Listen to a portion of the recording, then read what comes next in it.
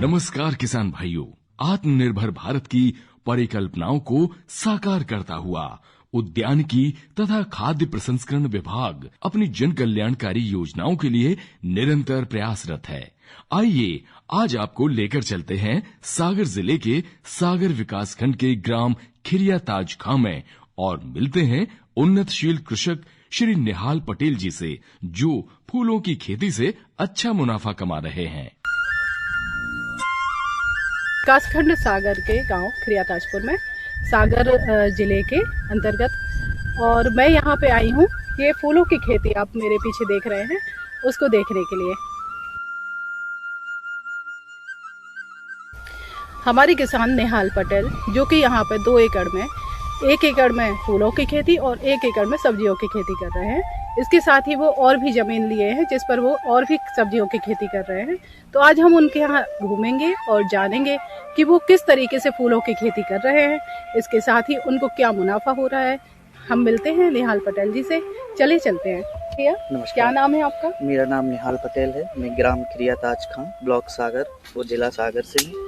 मैं सामान्य वर्ग का किसान हूँ और लगभग 7 से 8 साल से गुलाब की खेती कर रहा हूँ। गुलाब के साथ ही मैं गेंदा, रजनीगंधा और सेवंती की खेती भी कर रहा हूँ।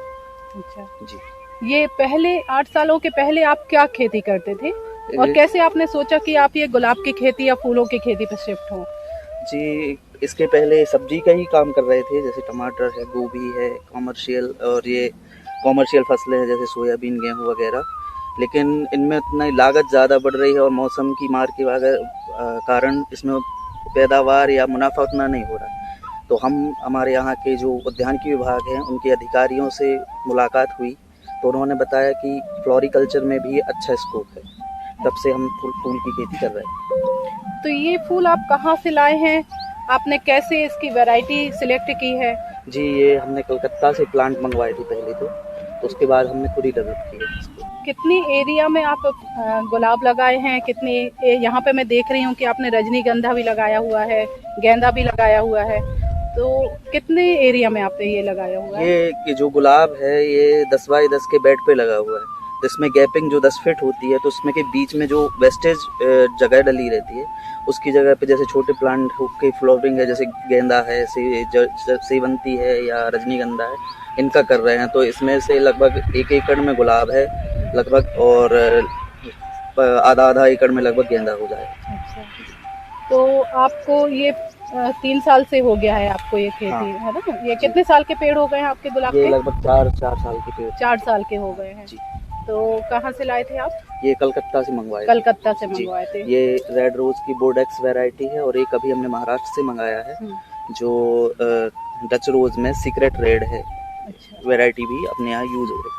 अच्छा, ये तो काफी अच्छा इसका कलर है। मार्केट में कॉस्ट भी अच्छी, मतलब अच्छा कॉस्ट आता है इसका। हाँ। इसका मेन है जो सीजनेबल डिमांड पे ज्यादा चलता है ये। अच्छा। जैसे शादी सीजन में इसके रेट ऊपर रहते हैं या कोई अपने हिंदू धर्म या किसी भी धर्म के त्योहार में ये ज्यादा यूज होता है। अच्छा। तो आपको इसमें लगाने में क्या लागत लगी थी? अभी मेंटेनेंस में पर ईयर आपको कितना लग जाता है और आपको उसके प्रोडक्शन के हिसाब से कितना मतलब पैसा इसको मिल रहा है, आय क्या हो रही है? ये लगभग हमारे यहाँ पर आके 40 से 45 रुपए प्लांट पड़ा था ये इसका, और लगभग इसका 8 साल पहले और लगभग इसमें मेंटेनेंस में जो भी इंसेक्ट आते हैं तो इसमें माइट्स, पाउडरी मिल्ड्यू आता है, डाउनी मिल्ड्यू आता है इसका, और सूट बोरर वगैरह आता है।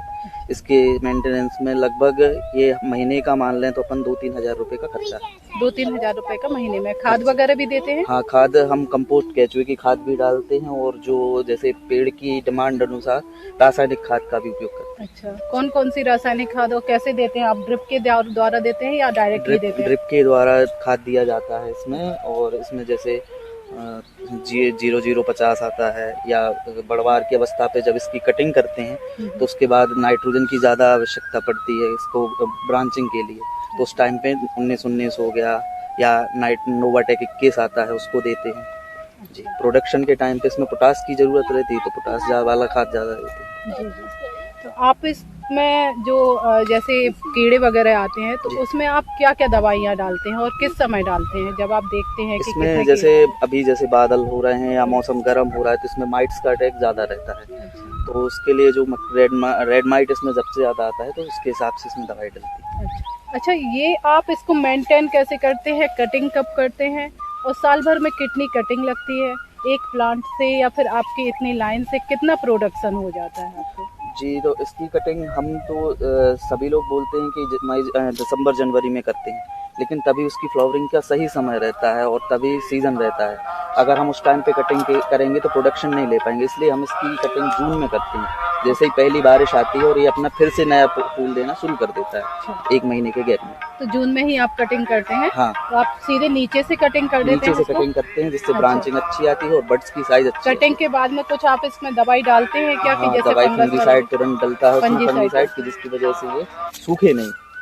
आपके इतने मतलब कितने पौधे लगे होंगे, उसमें कितना प्रोडक्शन हो जाता है? एक प्लांट से कितना प्रोडक्शन हो जाता है? इसमें लगभग 3 से 4 हज़ार प्लांट लगी हैं और ये करीबन 15 से 20 किलो पर डे प्रोडक्शन देता है। 15 से 20 किलो? हाँ, पर डे प्रोडक्शन देता है ये सीजन पर। कहाँ पे आप मार्केट कहाँ पे बेचते हैं इसको? जी मैम, मैं 8 साल से काम कर रहा हूँ तो ज़्यादातर घर से ही जाता है मेरा माल, लेकिन मंडी में भी सप्लाई रहता है। अच्छा जी। तो ये कितने रुपए किलो बेच जाता है आपको? ये मिनिमम 50 से 250 रुपये किलो एवरेज रहता है। सीज़न के हिसाब से ऊपर भी चला जाता है और जैसे जब सीज़न नहीं है तो डाउन, वो तो सभी का जैसे ही रहता है, जैसे डिमांड एंड सप्लाई पे काम करता है। अच्छा, ठीक है। तो यहीं से आपका चला जाता है। तो लगभग मतलब 1 महीने में आप कितना कमा लेते होंगे इससे? 1 महीने में लगभग 30 से 35 हज़ार। और ये पूरा 11 महीने चलता होगा क्योंकि 1 महीने कटिंग के बाद में? हाँ, ये लगभग 11 महीने प्रोडक्शन देता है। अच्छा, 30 से 35 हज़ार पर मंथ। हाँ। बहुत ही बढ़िया है। इसके अलावा ये आपके गेंदा भी दिख रहे हैं जी। तो ये गेंदा से कितना प्रोडक्शन हो जाता है, कितना आप मतलब इसमें कमा लेते हैं? जी, गेंदा में लगभग 1 एकड़ से लगभग पर मंथ 2 से 3 क्विंटल चला जाता है अभी ऑफ सीजन में। अच्छा। जी, आपके खेत से ही चला जाता है? हाँ, खेत से ही चला जाता है। बहुत ही बढ़िया।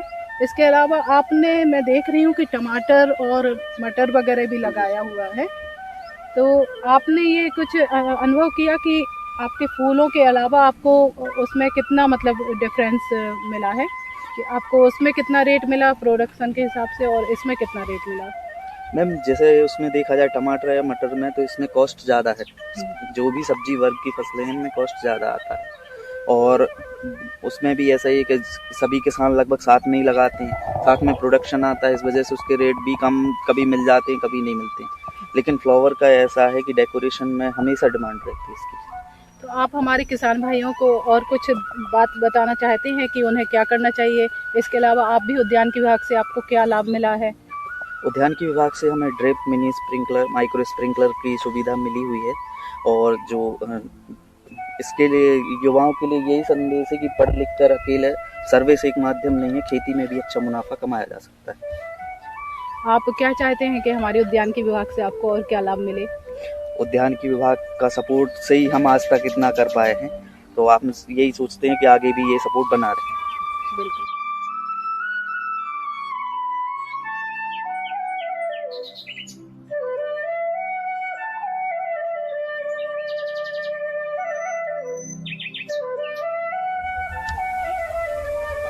किसान भाइयों, देखा आपने निहाल भैया ने किस तरीके से अपने खेत पर फूलों की खेती के साथ में सब्जियों की खेती की है। सब्जियों से ज़्यादा उनको फूलों में मुनाफा हुआ है। तो मैं अपने किसान भाइयों को सजेस्ट करना चाहूँगी कि वो सब्जियों के साथ में फूलों की खेती भी करें। थोड़े थोड़े एरिया में वो फूलों की रोज़, जैसे कि गुलाब, गेंदा आदि का उपयोग करें, जिससे उनको अधिकतम लाभ मिल सके।